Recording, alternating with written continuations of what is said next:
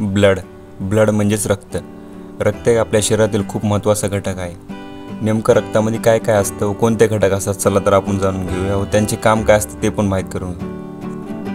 Plasma, platelet, red blood cell, white blood cells हे 4 घटक असतात.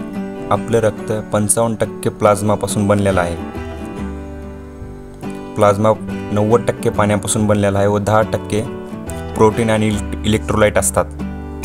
प्लाझ्मा ब्लडपासून वेगळा केला तर पिवळ्या कलरचं एक लिक्विड असतं. प्लाझ्मामध्ये 3 प्रोटीन असतात: फायब्रिनोजेन, प्रोथेमिन, हॅप्रिन.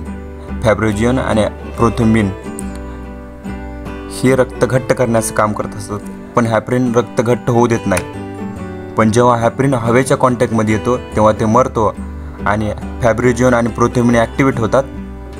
हॅप्रिन जर आपल्या बॉडीमध्ये नसायला आहे तर आपलं रक्त शरीरामध्येच गोठलं असतं. तुम्ही कधी लक्ष दिलं असेल, जेव्हा आपल्या हाताला किंवा पायाला जखम होती तर थोड्याच वेळाने तिथून रक्त यायचं थांबतं व घट्ट होतं.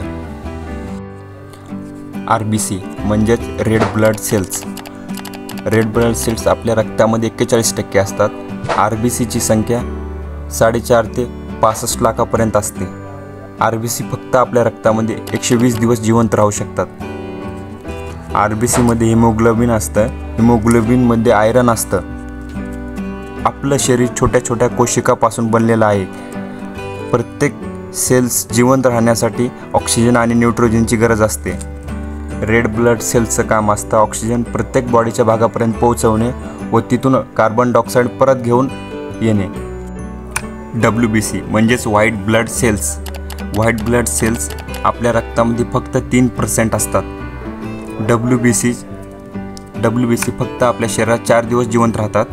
WBCची संख्या 4000 ते 11000 असते. WBC आपल्या शरीरात एक सिक्युरिटी गार्ड सारखं काम करतात. म्हणजेच एखादा बॅक्टेरिया किंवा व्हायरस असेल तर शोधून मारणे. अशा प्रकारे WBC बिमारी आणि रोगांपासून वाचवत असतात.